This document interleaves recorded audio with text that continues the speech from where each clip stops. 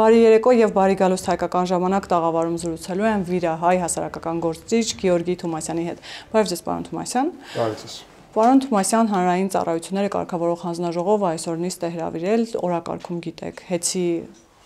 պետականացման եւ հեծին լիցենզիայի զրկելու այս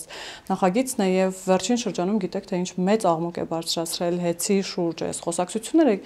Ընդդիմության շահարկումները եւ պնդումները այն են, որ սա ոչ այնքան հեծի մասին է, որքան ուղղված է մեկ անհատի դեմ Սամվել Կարապետյանի։ Դուք ինչ եք կարծում, սա իսկապես գործընթաց է անհատի դեմ, թե շատ ավելի խորը գործընթաց է կապված Հայաստանի ռազմավարական նշանակություն ունեցող օբյեկտներից մեկի հետ, ենթակառուցվածքներից մեկի հետ։ Ես շատ դրական եմ գնահատում այս գործընթացը, որովհետեւ հեծի պետական նացումը փաստացի դա Հայաստանի ինքնիշխանության ամրապնդման կարևորագույն մաս է եւ իհարկե գլխավոր նպատակը հենց ես համոզված եմ որ պետական հնարավորությունների հզորացումն է բացի դրանից մենք տեսել ենք որ ահաբեկչության այդ նախապատրաստողական գործունեությունում հեծի մասը նաեւ կար եւ պետք է անջատեին հոսանքը ամբողջ պետությունում առհասարակ այն որ կարա օտար երկրյա գործակալների ձեռքում լինի ռազմավարական այդպիսի օբյեկտը եւ օգտագործվի Հայաստանի պետության դեմ ինչպես ահաբեկչության դեպքում այդպես էլ առհասարակ ուրիշ դեպքերում դա ես կարծում եմ որ հայկական ինքնիշխան պետության համար լրջագույն վտանգ է եւ ուստի հաշվի առնվել այդ վտանգները եւ այդ տրամաբանությամբ է հիմա պետությունը այդվում այդ լիցենզիայի հարցը լուծելով հասնում նրան որ հեծը պետք է եւ ամբողջ համակարգը էներգետիկ համակարգ կարելի ասել պետությունը վերահսկի եւ չվերահսկի օտար պետությունը իր ուրեմն էմիսարների կամ դրածոների միջոցով։ Իհարկե դա նաեւ ռուսաստանցի օլիգարխ Սամվել Կարապետյանի մասին էլ է, որովհետեւ ինքը ուրեմն լինելով հեծի սեփականատեր միևնույն ժամանակ ուներ հնարավորություն վարչական այդ ռեսուրսը օգտագործելու այդտեղ աշխատող մարդկանց, իրենց ընտանիքների եւ այլն, ինչը հաշվի առնելով որ ինքը արդեն քաղաքական դաշտ է մտել, նաև անթույլատրելի է եւ կարծում եմ, որ այդ ուղղությունով էլ սահմանափակել իր հնարավորություններ ոչ միայն հեծի, նաև ուրիշ ուղղություններով իրականում կարևոր է, որովհետեւ հենց այդ խնդիրը կա, որ ինքը կարա իր ցույցերում եւ այլն ակտիվորեն ներառի մարդկանց, ով ուղղակի աշխատում են այն կազմակերպություններում, որը իրեն է պատկանում։ Իսկ այդ կախվածությունները, որ մասին խոսում եք, դրանք կարող են մեծ դերակատարում ունենալ, այսինքն ազդեցությունը կարող է այդքան մեծ լինել, ինչի մասին դուք խոսում եք, ցույցերին տանել, ընտրազանգված, հիմա էլ նրանք ասում են, որ հեծը պետականացնում եք, որպեսզի այդ ընտրազանգվածը մեզանից տանեք։ Իսկապես նաև այդ նպատակներով են օգտագործել, ուզում եմ հասկանալ։ Դե շատ լավ է, որ իրանք բացահայտ դա ասում են, եթե այդ մարդիկ իրանց են ընտրելու, ինչ տարբերություն հեծում է պատկանելու։ Բայց եթե հեծը իրանց է պատկանելու, կարող է իրանք սպառնան այդ մարդկանց աշխատավայրը կորցնելով եւ դրանով ստանան նաեւ տասնյակ հազարավոր ձայն եւ պետությունին պատկանելու դեպքում ես համոզված եմ որ այդ մարդիկ, այդտեղ աշխատող մարդիկ առաջերտին կունենան հնարավորություն ազատ քվեարկելու որևէ մեկի համար, որովհետեւ պետությունը որևէ ձև չի սահմանափակելու իրենց այդ ուղղությամբ, բայց բացի դրանից ես պետք է ասեմ որ զարմանալի չէ, որ այդ մարդկանց համար պետությունը առհասարակ արժեք չի ներկայացնում։ Իրանց իշխանությունում լինելու ժամանակ եւ ես չեմ համարում որ Սամվել Կարապետյանը նոր քաղաքական գործիչ է, նույն այն նախկին իշխանությունների հետ միասին տրամաբանությունում է գործում, իրանց իշխանության ժամանակ առհասարակ պետության ինքնիշխանությունը ռազմավարական օբյեկտների վրա վերահսկողությունը ոչ միայն առաջնահերթություն չի եղել, այլ հակառակը օտարին է հանձնվել, հանձնելով ինքնիշխանությունը։ Ուստի հիմա երբ Հայաստանը վերականգնում է իր ինքնիշխանությունը, մենք տեսնում ենք, որ այդ մարդիկ նույնիսկ այդքան բացահայտ հակապետական են, որ իրանք նույնիսկ բացահայտ դրա դեմ են։ Ինչը շատ զարմանալի է, ես կարծում եմ հայ հանրության համար, որովհետև ոնց կարա մարդ դեմ լինի նրա, որ պետությունը վերահսկի իր սեփական ռազմավարական օբյեկտները եւ դրա միջոցով կարողանա ապահովի այն, որ պետությունում ինքնիշխանությունը շատ ավելի բարձր ծավալի լինի։ Պարոն Թոմասյան, կուզենամ խոսենք նաև վերջին օրերին ամենաշատ քննարկվող թեմաներից մեկի մասին, խոսքը ցորենին է վերաբերվում, բայց ոչ այնքան ցորենին, թե ինչ ճանապարհով ղազախական եւ ռուսական ցորենը հասավ Հայաստան, գիտեք, Ադրբեջանի միջոցով առաջին անգամ այդ Ադրբեջանը իր տարանցման այդ հնարավորությունները տրամադրեց Հայաստանին եւ Զարմանալիորեն առաջինը իհարկե եկավ ռուսական ցորենը, հետո նոր ղազախական, նախ դուք այստեղ որևէ քաղաքական ենթատեքստ տեսնում եք թե չէ, եւ Ռուսաստանից հնչում են հայտարարություններ առայն, որ Հայաստանը փորձելով փոխվել Կրեմլից կամ Մոսկվայից, ինչպես հայտարարության մեջ է ասվում, հաջորդիվ պատրաստվում է ցորեն ձեռք բերել Ուկրաինայից, որը կրկնակի ավելի թանկ է, քան ռուսական ցորենը։ Նախ նման հայտարարությունները արդյոք տեղին են թե չէ, եւ այնտեղ նաեւ բացահայտ այսպես մեղադրանք կա Հայաստանի հասցեին, ասում է փորձում են օգնել այդ կերպ Ուկրաինային։ Ինչ օգնության մասին է եւ ինչի մասին է առհասարակ այս հայտարարությունը։ Պետք է ասել, որ այս ենթակառուցվածքների բացումի զուգահեռ Ռուսաստանը փորձեց ցույց տալ, որ ինքն էլ կարող է այդ ենթակառուցվածքներով մատակարարի եւ անհրաժեշտություն Հայաստանը չպետք է ունենա որևէ ուրիշ մատակարարող գտնի, բայց իրականում միջազգային շուկան Պարենի այդ թվում ցորենի խոսքին ինքը տարբեր է եւ Հայաստանը կարող է հենց այդ ապաշրջափակման գործընթացի շնորհիվ ներմուծի ցորեն տարբեր պետություններից, այդ թվում Ղազախստանից, Ադրբեջանի միջոցով, Թուրքիայի միջոցով, Ուկրաինայից, հենց Ռուսաստանից եւ դա ուրեմն կապիտալիզմի ամենապարզ մասն է, որ երբ մի քանի աղբյուրից կարող ես գնել, ապա գինը սկսում է նվազել, որովհետեւ այդ կողմերը արդեն մրցակցություն ունեն, թե ով ավելի լավ որակի կամ պակաս գնով կմատակարարի այդ ցորենը։ Ռուսաստանը լինելով մոնոպոլիստ այդ գործընթացում երկար տարիների, տասնամյակների ընթացքում, հիմա չի ուզում այդ ազդեցությունը 90% մոտավորապես կախվածությունը կորցնի իհարկե։ Հայաստանը իհարկե պետք է բացի նոր ուղիներ նրա համար, որ Պարենը չլինի Ռուսաստանի ձեռքում ապագայում պատժման գործիք, ինչպես Ռուսաստանը շատ անգամ օգտագործել է խոսքին գազը տարբեր պետությունների հանդեպ, բայց սա ոչ միայն Պարենին է վերաբերվում, սա վերաբերվում է նաև իհարկե գազին։ Դա վերաբերվում է նաև այլ բոլոր ոլորտներին, որտեղ որ Հայաստանը պետքա տարբեր, ինչպես զենքի շուկայում Հայաստանը վաղուց արդեն շատ տարբեր գործընկերներ է գտել, այդ թվում Հնդկաստանը, Ֆրանսիան, Միացյալ Նահանգները, այդպես էլ մնացած Պարենի եւ էներգետիկ շուկայում պետք է գտնենք նոր գործընկերներ եւ այդ դեպքում Ռուսաստանի կողմից սահմանափակելը, ինչպես գործիք օգտագործելը այդ իր հնարավորությունները ուղղակի տեղի չի ունենա, որովհետեւ որևէ արդյունքի չի բերի, հակառակը վնաս կլինի, բայց եթե այսօր Ռուսաստանը սահմանափակի ցորենի մատակարարումը, ապա Հայաստանը լրջագույն իհարկե խնդիր կունենա։ Ուստի այն, որ մտահոգված են Մոսկվայում, մտահոգված են Հայաստանի անկախության որակի լրջագույն աճով եւ իհարկե իրանք դիտարկելով Հայաստանը իրանց սեփականություն եւ իրանց գործակալներին այստեղ ինչպես այդ սեփականության ամրապնդող հենց ուժ եւ գործակալներ պատկերացնում են, որ Հայաստանի անկախացումը, ինչը մեր բոլորի շահերի մեջ է, իրանց համար թշնամական գործունեություն է։ Իրականում ոչ, ես ուղղակի համարում եմ, որ մենք նաեւ պետք է զուգահեռ նախկին հարցի տրամաբանությունը, որ շարունակեմ, ոչ միայն լոգիստիկ կապերի եւ մատակարարման այդ Պարենի կամ էներգետիկայի ուղղությունով այլ ընտրանքներ գտնենք, այլ նաեւ մտածենք հեծից հետո նաեւ նրա մասին, որ գազի մատակարարման համակարգը, որը Հայաստանում կա, ինչպես նաև երկաթուղին, որոնք կարևորագույն ռազմավարական օբյեկտներ են, դրանց պետականացումը պետք է լինի օրակարգում առնվազն մենք պետք է դրա մասին խոսենք, որովհետև տեսեք, նույն գազի հնարավորությունով մենք գիտենք, որ Իրանից խոսքին գազ ներմուծելու սահմանափակում կա Գազպրոմի հետ այդ պայմանագրի պատճառով, ինչը լրջագույն տնտեսական խնդիր է Հայաստանի համար։ Հայաստանը կարող էր վաղուց այդ ներմուծման ծավալը շատ լրջորեն աճեցնել, կարողանար դրա շնորհիվ նաև ավելի շատ հոսանք արտադրել, վաճառել այդ հոսանքը եւ այլն, մատակարարել տարբեր պետություններին, Վրաստանի հետ միասին կարելի այստեղ որևէ գործընթաց անել։ Միևնույն ժամանակ, ինչ վերաբերվում է երկաթուղիներին, ապա բացելով Ադրբեջանի, Թուրքիայի հետ կապը եւ երկաթուղու նոր նույն Թրամփի ուղի երկաթուղի կառուցելը եւ այլն, առհասարակ պետքա բերի նրան, որ ամբողջ երկաթուղիները իմ պատկերացումով ավելի նպատակահարմար է, որ պատկանեն հայկական պետությանը եւ պետությունը կարողանա այդ պայմանավորվածությունները Թուրքիայի եւ Ադրբեջանի հետ ունենա, այլ ոչ թե նույն մեր հարևան Թուրքիային եւ Ադրբեջանին պետք լինի, որ Հայաստանի տարածքում երկաթուղիների հարցով քննարկի Մոսկվայի, դա մեր սուվերենությունը սահմանափակում է եւ նույն Անկարայի եւ Բաքվի համար դա ազդակ է լինելու, որ Հայաստանը այդքան էլ ամբողջությամբ ինքնիշխան եւ չի որոշում եւ Մոսկվան միևնույնն է մասնակցում է։ Ուստի մենք պետք է այս հարցերը օրակարգում ունենանք։ Իսկ Անկարային եւ Բաքվին ավելի շատ պետք է ինքնիշխան Հայաստան, թե օրինակ Հայաստանի անունից նաեւ բանակցող Ռուսաստան, որովհետեւ տարիներ շարունակ կարծես թե այդ մոդելը եղել է եւ հիմա Ռուսաստանում օրինակ որոշակի խանդի դրսևորումներ ենք տեսնում, երբ որ անձամբ Նիկոլ Փաշինյանը շփումներ է ունենում Ռեջեփ Թայիփ Էրդողանի հետ, ինչու՞ չէ Իլհամ Ալիևի հետ եւ այսպես իրենք պարբերաբար հիշեցնում են իրենց մասին, հարթակ են առաջարկում, ասում է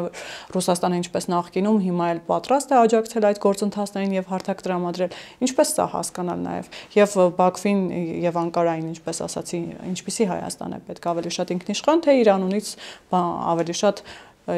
այլ երկիր, որ բանակցում է, նկատի ունեմ Ռուսաստանը։ Բաքվին եւ Անկարային ամեն տարբերակն էլ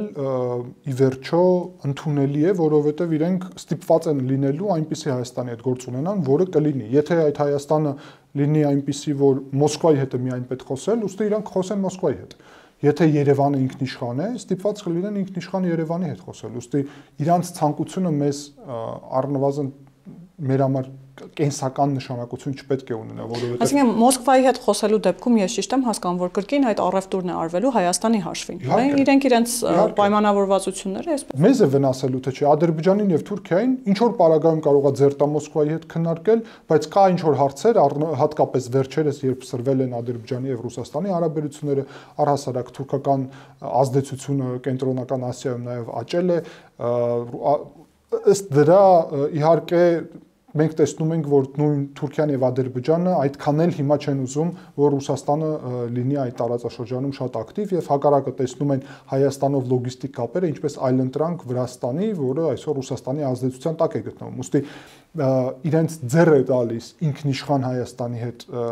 ունենալ գործ, բայց եթե Հայաստանը չլինի ինքնիշխան, ապա իրանք կարող են առևտուր անել Հայաստանի թեմաներով Ռուսաստանի հետ, ինչպես արել են խոսքին Սիրիայում եւ Հայաստանում, մենք հիշում ենք, որ զուգահեռ գործընթացներ էին եւ Ռուսաստանը եւ Թուրքիան քննարկում էին հարցեր եւ միտեղ այնտեղ քուրդերի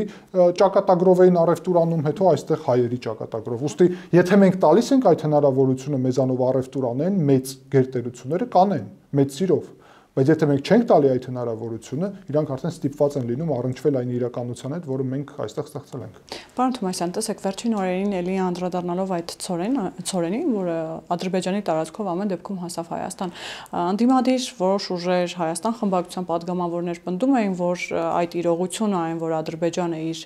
երկիրը որպես տարանցիկ երկիր տրամադրում է Հայաստանի համար այսուհետ եւ այդ սահմանափակումը արդեն դուրս է գալիս, ասում են, որ դա որևէ կապ չունի օգոստոսի 8-ի իրողության հետ, խաղաղության պայմանագրի իրողության հետ,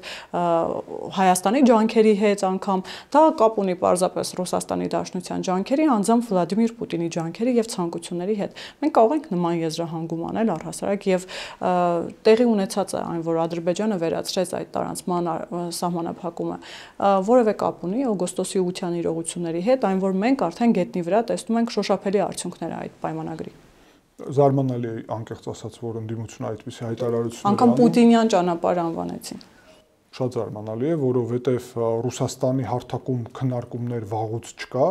եւ նոյեմբերի 9-ի այդ փաստաթուղթը փաստացի չի գործում, չնայած նրա որ այո, ես տեսա Ռուսաստանի ԱԳՆ-ն հայտարարել է, որ ուժի մեջ է մնում, բայց որ հոդվածն է ուժի մեջ, թող մեկ հոդված գոնե ասեն, որը ուժի մեջ է, որ համարենք, որ ուժի մեջ է, չկա այդպիսի հոդված այդտեղ, եւ այն որ տեսեք, դուք ասացիք Ադրբեջանը ապաշրջափակում է տեղի ունեցել Ադրբեջանի կողմից, բայց նաև տեղի է ունեցել Հայաստանի կողմից։ Հայաստանը առաջարկել է Մարգարայի եւ ուրեմն Գորիսի ուղղությամբ անմիջապես բացել ճանապարհ, որը այս պահին պատրաստ է։ Ճիշտ է, ադրբեջանական եւ թուրքական կողմերը դեռ չեն օգտվում այդ ճանապարհով, որովհետեւ ունեն բազմաթիվ այլընտրանքային ճանապարհներ։ Հայաստանը օգտվեց, որովհետեւ կարծում եմ, որ Հայաստանի համար այլընտրանքային երկաթուղու ճանապարհ խոսքին չկա Ռուսաստանի հետ, իսկ ցամաքային ճանապարհ, եթե վերցնենք խոսքին Ադրբեջանի եւ Թուրքիայի միջեւ, արդեն կա Վրաստանի տարածքով, բայց Վրաստանի տարածքով նաեւ կա երկաթուղի ճանապարհ Թուրքիայի եւ Ադրբեջանի միջեւ։ Ուստի հարցը նրանում է, որ իրենք կարող են նպատակահարմար չեն համարել այս փուլում այդ ճանապարհը օգտագործել, բայց Հայաստանը մտադիր է եւ բացահայտ շարժվում այն ուղղությամբ, որ մնացած բոլոր ճանապարհներն են նաեւ զարգացնելու եւ ինչպես ճանապարհներ, այդպես էլ երկաթուղիներ, այդպես էլ մնացած ենթակառուցվածքները Ոստի ապա շրջափակումը երկկողմանի է եւ դա իհարկե բխում է այն մթնոլորտից ոչ միայն Վաշինգտոնի օգոստոսի 8-ի փաստաթղթից, որը կարևորագույն նշանակություն ունի եւ խաղաղության պայմանագրի նախաստորագրում է, ինչը ամրապնդում է առհասարակ օրակարգը եւ խաղաղության պայմանագրի վերջնական ստորագրումն է, վերջնական այս հարցերը իհարկե լուծելու, բայց սա նաեւ գալիս է նրանից, որ 1 տարի եւ 8 ամիս սահմանին որևէ հայկական զինվոր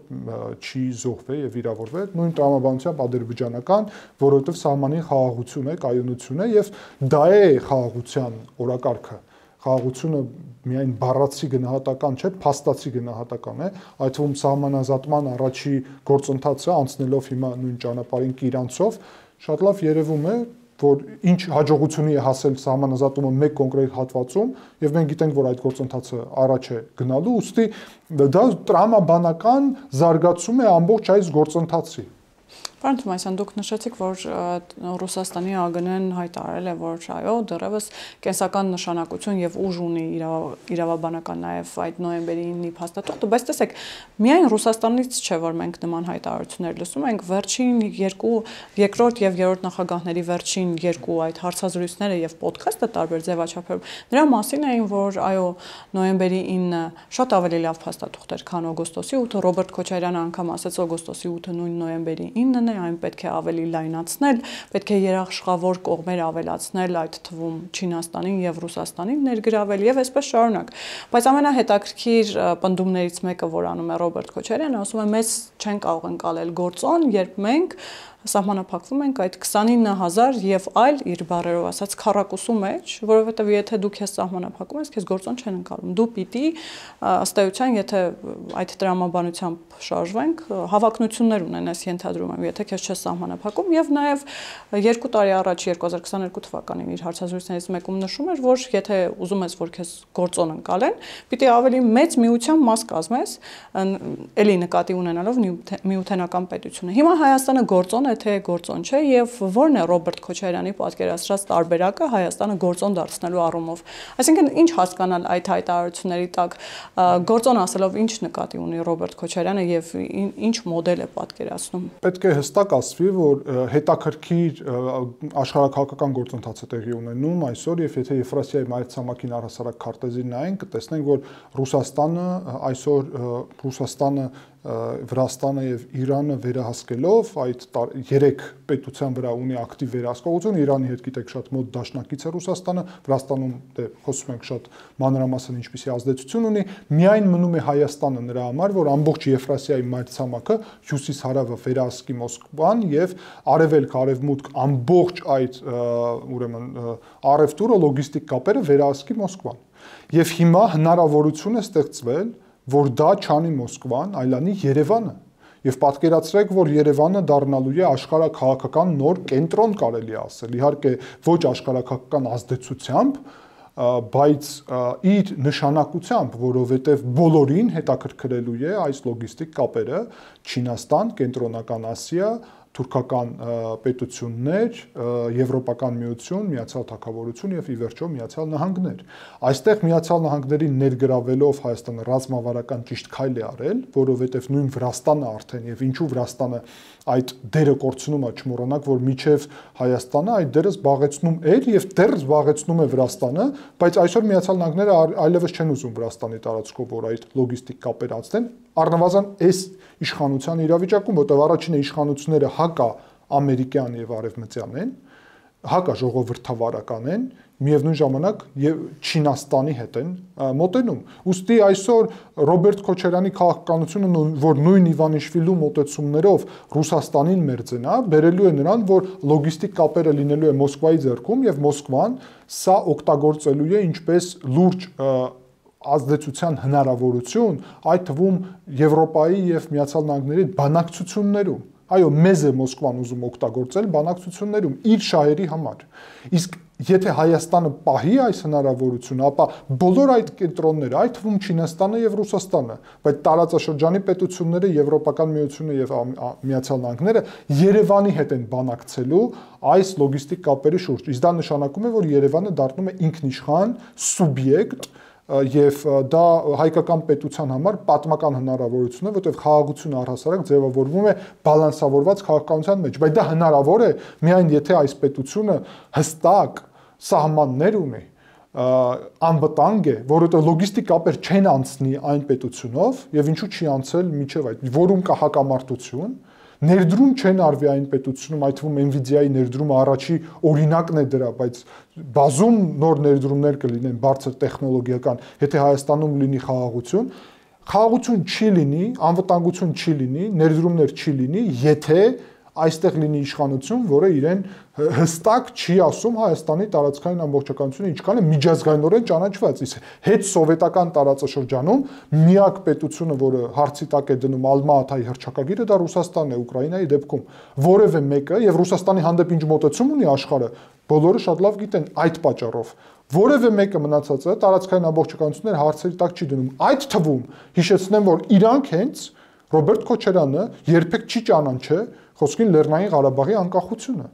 Ինչու, որովհետև նույն այդ տրամաբանությամբ շատ լավ հասկացել է վտանգները, որը դա կարա սպառնա, եթե Հայաստանի Հանրապետության 29743 քառակուսի կիլոմետրին դու սկսես այդ թեման փոխել, որովհետև Ալմա-Աթայով դա ամրապնդված է։ Եթե դա սկսում ես փոխել, ապա բոլոր հարևանները պետք է սկսեն փոխել իրենց մոտեցումը, ինչը բերելու է ուղղակի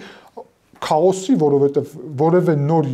մոդել, որով դու կարող ես ապահովել դա հնարավոր չի գտնել, իսկ մյուս կողմից Հայաստանի ուժը, որ ինքը թելադրի որևէ մեկին իր սեփական ցանկությունները, առհասարակ հնարավոր չի։ Իսկ ինչ վերաբերվում է անպայման պետք է երկու խոսքով վերադառնամ եւ անդրադառնամ նրան միութենական պետության անդամակցությանը, ապա կարծում եմ Գյումրու քաղաքապետի ճակատագիրը, որը նաեւ Ռուսաստանի հետ միութենական պետության անդամակցության մասին էր հայտարարություններ անում եւ հիմա քրեական պատասխանատվության համար է փաստացի արդեն գործ բացվել, որովհետեւ Հայաստանի ինքնիշխանության հանձնման մասին էր խոսում, ապա կարծում եմ, որ Ռոբերտ Քոչարյանը եւ մնացած իր թիմակիցները զերծ պետք է մնան Հայաստանի ինքնիշխանության հանձնման մասին այլևս հայտարարությունների, որը նշանակում է իհարկե միութենական պետությունում անդամակցելը, դրա մասին է իհարկե։ Պարոն Թոմասյան, ոչ միայն զերծ չեն մնում այդ հայտարարություններից, ավելին, այսպես կասկածի տակ են դնում տեղի ունեցող այս խաղաղության process-ները, ասում են, որ սա ոչ այնքան խաղաղության մասին է, որքան մեկ անձի տրամադրությունից կախված այսպես ինչ որ իրավիճակի մասին, այսինքն Ալիևը եթե վաղը ուզենա պատերազմ սկսել, կարող է սկսել, իսկ ինչ է խոստանում Ռոբերտ Քոչարյանը։ Ռոբերտ Քոչարյանը խոստանում է, որ 2026 թվականին, երբ որ իշխանափոխություն լինի եւ ինքը հնարավորություն ունենա իշխանության գալ, նախ կպատասխանի բոլոր այն հարցերին եւ այդ հարցերի ճշգրիտ պատասխանները կլինեն, թե ինչու սկսվեց 44-օրյա պատերազմը, ում մեղքով, ըստ Ռոբերտ Քոչարյանի Հայաստանն է հրահրել եւ սադրել, եւ ինչու ունեցանք այն ելքերը, ինչ ունեցանք, այսինքն ինչու ռուս խաղաղապահները դուրս եկան Լեռնային Ղարաբաղի տարածքից, այստեղ էլ ասում է, որ հայկական կողմը ոչ մի ջանք չի խնայել, որպեսզի նրանք թողնեն եւ գնան, եւ այսպես շարունակ, եւ նաեւ խոստանում է, որ պիտի հանրային համերաշխությունը վերականգնի։ Հիմա դուք ինչ եք կարծում, նախ այդ շանսը մեծ է, որ Ռոբերտ Քոչարյանը վերադառնա իշխանության, որովհետև ինքն ասում է, որ այս իշխանության այս վարկանիշի անկման ֆոնին, ինչպես իրենք են ասում, այո, այդ հնարավորությունը կա եւ իրենք են այն ուժը, որ պիտի գան եւ բերեն իրական խաղաղություն։ Անկեղծ ասած, ես չեմ տեսնում վարկանիշի նվազում, հակառակը ըստ իմ գնահատականի վերջի ժամանակահատվածում, հատկապես հենց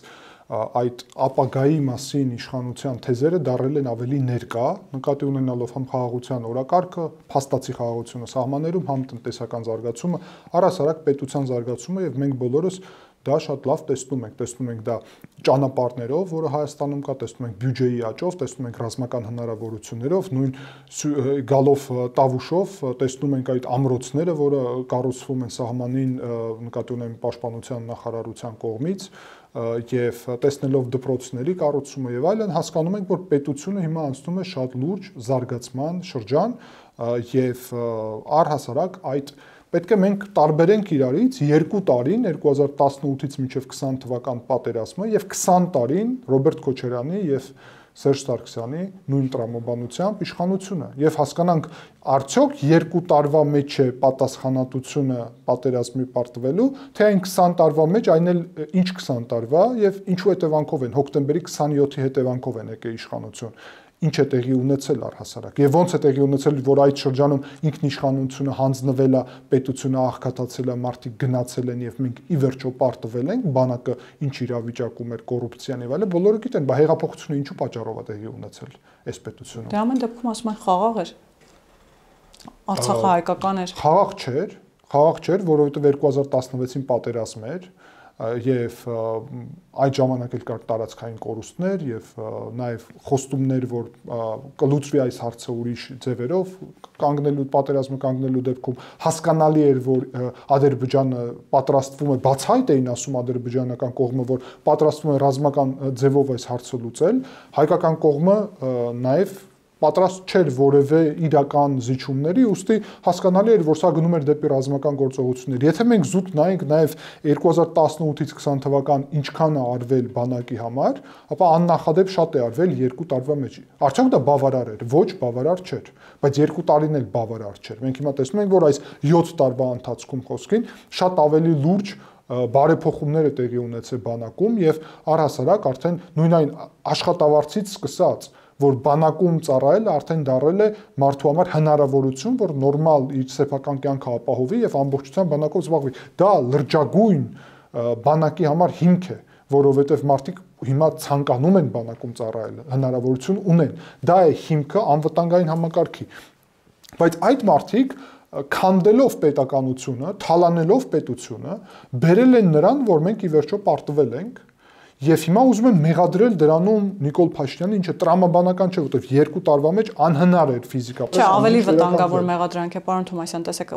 ոչ այնքան իշխանություններին, որքան ասում են Հայաստանն է մեղավոր։ Հա, դա այստեղ նաև պետության առումով շատ վտանգավոր թեզ է, որովհետև Ադրբեջանում էլ են սկսել նման թեզեր շրջանառել, թե ինչքան էլ որ հիմա թիրախում Նիկոլ Փաշինյանն է, բայց ամեն դեպքում ասում են հայ ժողովուրդը, Հայաստանը, եւ հիմա Բայրամովն է նաև հայտարարում, որ Ադրբեջանը փաստահավաք այդպիսի առաքելություն է ստեղծել, որ փորձում է այսպես միջազգային հանրությանը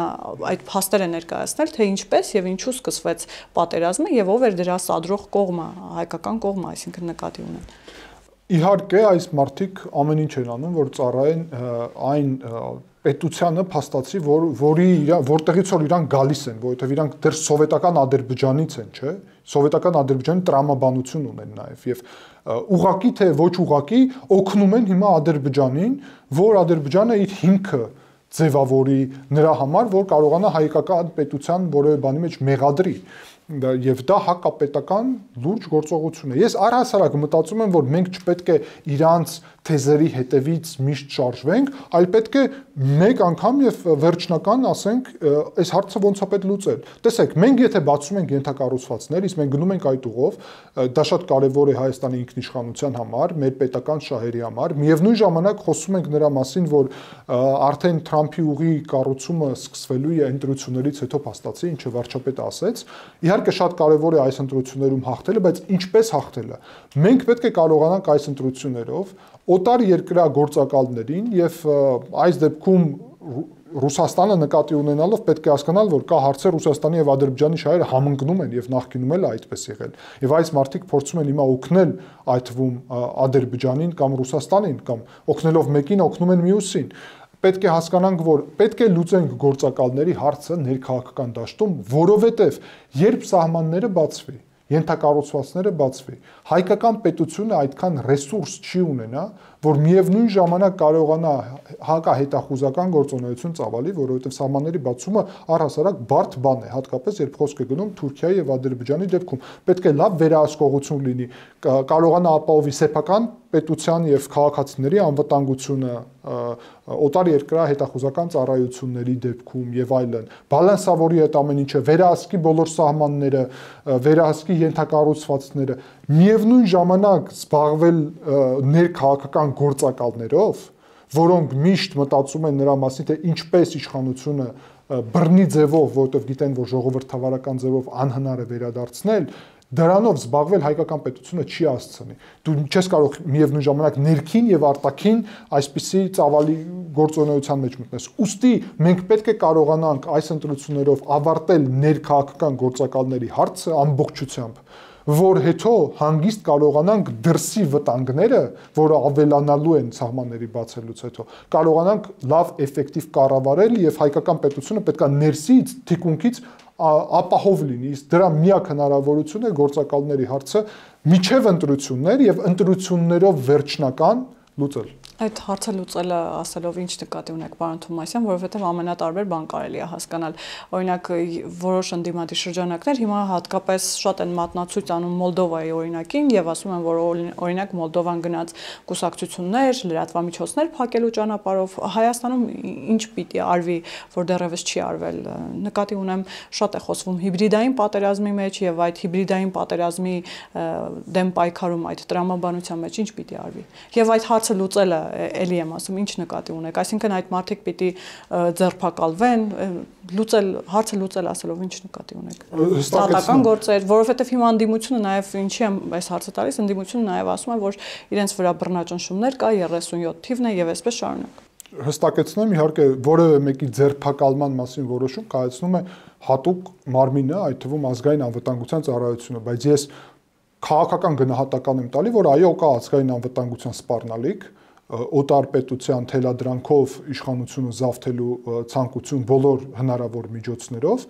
ուստի ազգային անվտանգության ծառայությունը ունի անելիք։ Իսկ ինչ վերաբերում է կոնկրետ ինչ պետք է արվի, տեսեք, անպայման պետք է բոլոր այդ գործակալների մասին ես խոսեցի հարցը լուծվի, բայց սկսենք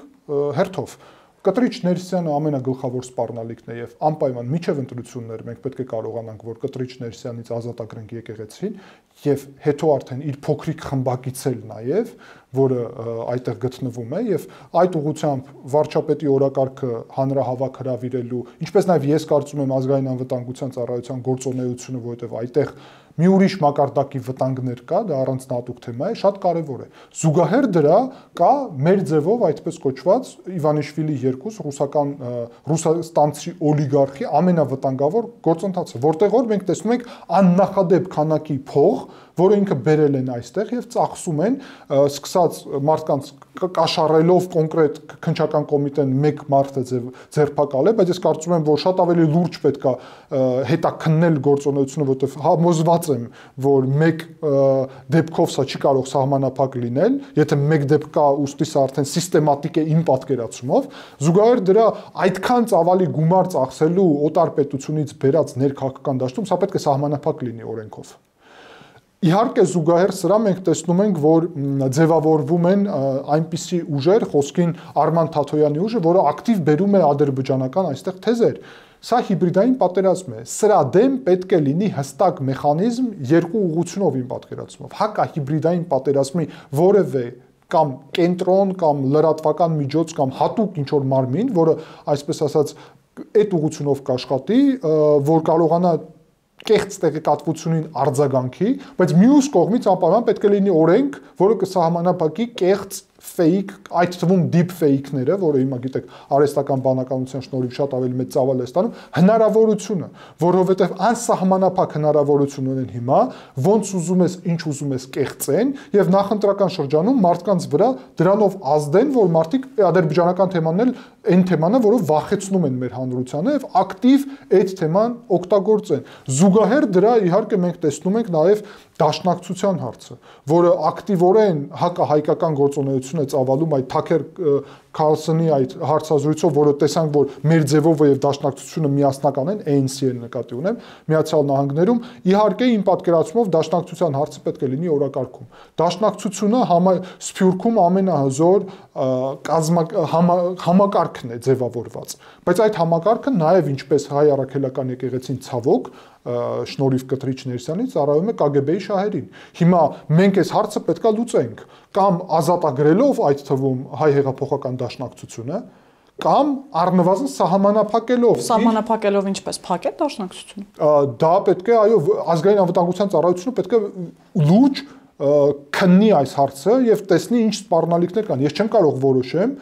կամ նույնիսկ ասեմ ինչ է ելքը, բայց ես կարամ հստակ ասեմ, որ բոլոր հնարավորությունները պետք է օրակարգում լինեն։ Եթե այդտեղ կա վտանգ ահաբեկչության, ապա այո, այդ թվում փակել։ Եթե այդտեղ վտանգ չկա ահաբեկչության, կամ էլ փորձել սահմանափակել օտար երկրի ազդեցությունը այդտեղ, որովհետև ակնհայտ է այդ օտար երկրի ազդեցությունը։ Հիմա նաև զուգահեռ մենք անցնում ենք ուրիշ ուրեմն գործընթացներին, հա, մենք տեսնում ենք, որ նախկին, այդ թվում Ռոբերտ Քոչարյանի ուժը շատ ակտիվ այս դաշտ մտել է։ Տեսեք, իմ պատկերացումով այն մարդիկ, այն ուժերը քաղաքական առհասարակ, որոնք ժողովրդավարությունը ուզում են օգտագործել նրա համար, որ բռնապետություն ձևավորեն, ինչը Վրաստանում տեղի ունեցավ եւ վրաց ժողովուրդը համարում է, որ այդ սխալը թույլ է տվել առհասարակ, պետք է հասկանանք, որ դա պետք է լինի սահմանափակ։ Եվ եթե մարդիկ հայ ժողովուրդը ստիպված եղել հեղափոխություն անել, որ այս ռեժիմից ազատ արձակի իրեն եւ պետությունը, ինչքանով այս ուժերը առհասարակ պետք է հնարավորություն ունենան լինեն քաղաքական դաշտում եւ մասնակցեն ընտրություններում։ Սա պետք է լինի հանրային քննարկման հարց, որովհետեւ երբ մենք այս դաշտը ընդդիմադիր հնարավորություն ենք տալի, որ այս գործակալները զբաղեցնեն, ապա իրական ընդդիմադիր դաշտի համար նկատի ունեմ մարդկանց, ով պետականամետ են, բայց ակնհայտորեն քննադատում են իշխանություններին, որովհետեւ դա էլ շատ անհրաժեշտ է նորմալ ժողովրդավարությունում։ Դա պետք է տեղի ունենա եւ մենք այսօր կոնցենտրացվել ենք էլի նույն իրավիճակում կա քաղաքացիական պայմանագիր իշխանություն եւ կային այս գործակալները, բայց ես համոզված եմ, որ այս հանրությունում կան նաեւ առողջ մարդիկ, ով պատրաստ են լինել ընդդիմություն, որոնք կաջակցեն իշխանությունը եւ իշխանությունը ճիշտ բան կանի, կքննադատեն, եթե իշխանությունը որևէ տեղ սխալ կամ ոչ այդքան ճիշտ քաղաքականություն վարի, դա բնական է։ Ուստի այս դաշտն է պետք ամբողջությամբ փոխել։ Մենք չպետք է շարունակենք այս դաշտում առհասարակ շարժվել։ Եվ ես կարծում եմ հիմա, որ պատասխանելով ձեր հարցին, բոլոր այդ գլխավոր հատվածները ներառեցի, որի ուղղությամբ պետք է արվեն շատ կոնկրետ քայլեր, միջև ընտրություններ եւ ընտրություններով վերջնակետ դրվի այս հարցում, որ մենք արդեն նոր ընտրություններով, նոր մանդատով իշխանությունը նկատի ունեմ, նաեւ ընդդիմությունը հուսով եմ, առողջ ընդդիմությունը նոր մանդատով շարժվենք դեպի ինքնիշխան Հայաստանի եւ արդեն խաղաղ Հայաստանի ամրապնդման եւ ձևավորման, որովհետեւ անելիքը շատ է, վտանգները նաեւ մեծ են, այնպես չէ, այո, որ այս խաղաղությունը երաշխավորված է, Ռոբերտ Քոչարյանը երբ ասում է, որ Ալիևի ցանկությունով է, դրանում ճշմարտություն կա ոչ թե Ռոբերտ Քոչարյանի կողմից, այլ առհասարակ բոլորը գիտեն, որ 100%-անոց փաստաթղթեր գոյություն չունեն, բայց այդ չի նշանակում, որ փաստաթուղթը առհասարակ նշանակություն չունի, բայց մենք պետք է կարողանանք պետությունը հզորացնել, բանակը հզորացնել, որ այդ փաստաթուղթը հետևից կանգնած լինի բանակ, կանգնած լինի հզոր պետություն տնտեսությունով եւ հզոր դաշնակիցներով։ Իսկ դրա համար Ռոբերտ Քոչարյանը եւ Սերժ Սարգսյանը, որ դա ունակ չեն անել, դա արդեն ապացուցել են։ Դրա համար միակ հնարավորությունն է, որ մենք այս ինքնիշխան Հայաստանը, որի մասին հիմա խոսում ենք, վերջապես, որը մենք ունենք, կարողանանք հաջորդ ընտրական ցիկլում, այդ 5 տարվա մեջ, այդքան հզորացնենք տեխնոլոգիական, այդքան մոտեցնենք արևմտյան ռազմական ստանդարտներին, Միացյալ Նահանգների, Ֆրանսիայի հետ միասին, այդքան լուրջ ներդրումներ բերենք Հայաստան, որ մեր բյուջեն շատ լրջորեն աճի, որ մենք կարողանանք մրցակցել նոր այդ տեխնոլոգիական դարում, Ադրբեջանը գիտեք հենց տեխնոլոգիայի ուղղությունով է զարգացնում իր բանակը, կարողանանք մրցակցել այդ ուղղությունով, բայց մենք ինչքան երկար զբաղվենք այս ներքաղաքական գործակալներով, այդքան հայկական պետությունը ժամանակ է կորցնում։ Պարոն Թոմասյան, քանի որ ձեր խոսքից ենթադրեցի, որ ինչպես դուք ճիշտ նշեցիք, Ռոբերտ Քոչարյանը ուզում է ժողովրդավարական ճանապարհով գալ իշխանության այս անգամ, ինչը տեղի ունեցավ Վրաստանում, ինչ պիտի հաշվի առնի 2026 թվականին ընտրողը, ինչպես պիտի մոտենա այդ ընտրությանը եւ նաեւ եկեղեցին ազատագրելուց խոսեցիք, պարոն Թոմասյան, ինչպես եք պատկերացնում այդ գործընթացը, որովհետեւ մենք գիտենք տևական ժամանակի այդ պահանջը կա, վարչապետը ամեն կիրակի սկսել է մասնակցել պատարակների ամենատարբեր եկեղեցիներում եւ զուգահեռաբար այդ եկեղեցիներում պատարակ մատուցած քահանաները հերթով կարգալույց են արվում Գարեգին Բ-ի կողմից, իսկ Գերագույն հոգեվոր խորհուրդը այդ քարորյա նիստերից հետո տարածեց մի հայտարարություն, որը ոչ այնքան հոգեվոր բովանդակություն ուներ, որքան քաղաքական ավելի շատ ենթատեքստ եւ անգամ այնտեղ քաղաքական դերակատարների անուններ էին նշված։ Այսինքն հասկանալի է, որ եկեղեցին ըստ էության մտնում է այդ process-ի մեջ, անում է քաղաքական հայտարարություններ, բայց ներսում ամեն դեպքում Գարեգին Բ-ի շուրջ կոնսոլիդացիա կա եւ այդ պահանջը չկան, որ նա պիտի հեռանա, ավելին բոլոր այն եկեղեցիներում, որտեղ վարչապետը մասնակցում է պատարակների, կարգալույծ են արվում այդ քահանաները։ Հիմա ճանապարհը նաև այս առումով որն է, ինչպես եք լուծումը պատկերացնում։ Կարգալույծ անելը որևէ իրական ուժ չունի, հակառակ գործընթացն տեղի ունի, թույլաtsնում է իհարկե կտրիչներսյանին, որովհետև փաստացի այդ քահանաները մնում են եւ շարունակում են իրենց գործունեությունը։ Եկեղեցու համակարգի ներսում էլ նկատի ունեմ նույն Գերագույն հոգեվոր խորհրդում միանշանակ մոտեցում չէ հաստատ եւ կան տարբեր մոտեցումներ։ Կտրիչ Ներսյանը փորձում է դեռ այնպիսի մթնոլորտ ստեղծել, որ իբրև կարողանում է կառավարել այս համակարգը։ Սա ինձ հիշեցնում է Սերժ Սարգսյանի այն մոտեցումը, երբ միջև հեղափոխություն ինքը կարծում էր, որ տիրապետում էր իրավիճակին։ Նույն ձև հիմա Կտրիչ Ներսյանը կարծում որ դեռ տիրապետում է իրավիճակին, այլ թվում կարգալույց հայտարարելով, բայց վարչապետի մասնակցությունը այդ ուրեմն պատարակներում, ինչպես նաև հանրության մասնակցությունը, ես էլ ակտիվորեն նաև մասնակցում եմ եւ հիմա էլ Կիրակի օրը մասնակցելու եմ Խաչիկ գյուղում, շատ կարեւոր է, որովհետեւ ժողովուրդն է այդտեղ գալիս եւ իր ներդրումը ունենում եկեղեցու ազատագրման մեջ։ Բացի դրանից ժողովուրդը սպասում է իհարկե ուրեմն այն հանրահավաքին, որը վարչապետ Փաշինյանը հայտարարել է, որ տեղի կունենա եւ պատրաստ է ազատագրել եկեղեցին, ինչպես ազատագրել, դրա պատասխանը արդեն նաև տրվել է, դա պետք է լինի սիրով, համերաշխությամբ, որովհետեւ մեր նպատակն է եկեղեցու ազատագրումը ինքը բարի գործ է եկեղեցու համար իրականում եւ հանրությունը ես ուրախ եմ շատ եւ հպարտ եմ մեր հանրությունով, որ ընկալում է սա ինչ է նշանակում, որովհետեւ առանց հանրության աջակցության ես ձեզ համոզեցնում եմ անհնար կլիներ սրա մասին նույնիսկ խոսելը։ Հիմա ինչպես ֆիզիկապես սա պետք է տեղի ունենա, սա կորոշվի, սա անպայման չի, որ Կտրիչ Ներսյանը նախորդ գիտենա, բայց ես համոզված եմ, որ ազգային անվտանգության ծառայությունը ունի հնարավորություն եւ բավարար փաստեր եւ այսօր էլ ինչքանով գիտեմ քաղաքացի ուրեմն այդ Նաթան arczepiskopos կոչված քաղաքացին ինքը նաև այսօր քնչական մարմիններ հրավիրված, որովհետև այդ գործը շարունակվում է, այդ գործում հիշեցնեմ, որ կա Կտրիչ Ներսյանը նաև։ Ինքն է հրահանգե ուրեմն Տեր Արամին այդ մասնակցելը ուրեմն ցույցերում ընդդիմության եւ պահանջե եւ սպառնացե նույնիսկ եւ այլն իր հրահանգն է։ Ուստի մենակ այդ ինչ հանրային գիտենք, իհարկե բավարար է նաև, որ ազգային անվտանգության ծառայությունը գործի, բայց մենք ուղիղ պետք է մեր հանրությանը ասենք։ Սա փոքր այս հարցերը չեն։ Իհարկե վարչապետը, իշխանությունը բարձրաձայնելու են այդ թվում կուսակրոնության հարցը, ուրիշ հարցերը, որովհետև մենք պետական գործի հետ ունենք այսպիսի նուրբ մոտեցում, բայց հանրության համար հասկանալի է, Կտրիչ Ներսյանը սպասարկում է օտար պետության շահերը, քաղաքական առումով։ Սա լուրջ մեղադրանք է բանտում։ Սա փաստ է իր գործունեության, որովհետև Կտրիչ Ներսյանն է մտե քաղաքականության մեջ, Կտրիչ Ներսիսյանն է ստեղծել կեղծ այդ ուրեմն շարժումը, ճակերտներում սրբազան շարժումը, որը կեղծիքի վրա է հիմնված, որ իբրև Տավուշը հանձնում են։ Ես կոչ եմ անում բոլորին այսօր է մեկ է Տավուշի ճանապարհով գնան եւ տեսնեն Կիրանցը, գնան եւ տեսնեն այդտեղ մեր սահմանապահ զորքերին, մեր եկեղեցին, որը այդտեղ կանգնած է, որի հանձնման մասին նաեւ քաղաքացի Գալստանյանը խոսում էր։ Բա դրա համար, որ այդ կեղծիքը ներքաղաքական դաշտով եկեղեցու մակարդակով հիշեցեմ կարգալույց չի արել Կտրիչը քաղաքացի Գալստանյանին պատասխանատուն ով է։ Կտրիչը կրում է պատասխանատվություն քաղաքական դրա համար։ Իրավական պատասխանատվություն կրում է նաև նրա համար, որ խաբում էր հայ ժողովրդին, խոսելով նրա մասին, որ իշխանությունը պետական դավաճանություն է գործում, հանձնելով Տավուշը, իսկ դա պետական դավաճանություն է։ Եթե ոչ, ապա ինչ է տեղի ունեցել։ Միայն քաղաքացի Գալստանյանն է պատասխանատու։ Ինքն էր գերագույն որոշող այստեղ, թե Կտրիչ Ներսյանը։ Ուստի եթե մենք եւ կներեք, քաղաքացի Գալստանյանը չասեց աշխարհակաղակական կենտրոնների հետ էր խոսում։ Բայց հիմա դուք ո՞նց եք պատկերացնում, քաղաքացի Գալստանյանը այսպիսի բան է ձևավորում, խոսում է աշխարհակաղակական կենտրոնների հետ, որոնք ասում են, որ Հայաստան չի լինի, եթե դուք իշխանությունը չփոխեք, եւ ինքը այս ամեն ինչը կազմակերպում է, իր պաշտոնը սառեցնում են, բայց կարգալույց չի անում Կտրիչը, եւ Կտրիչը սրա հետ կապ չունի։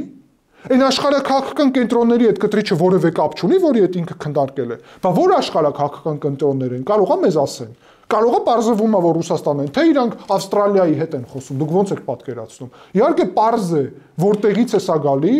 եւ ուստի այն ինչ ես ասացի, այս մեղադրանքը հիմնավորված է։ Իհարկե առանց հիմնավորելու այսպիսի բան ասել չի կարելի, բայց սա հիմնավորված է։ Եվ վարչապետը երբ ասում է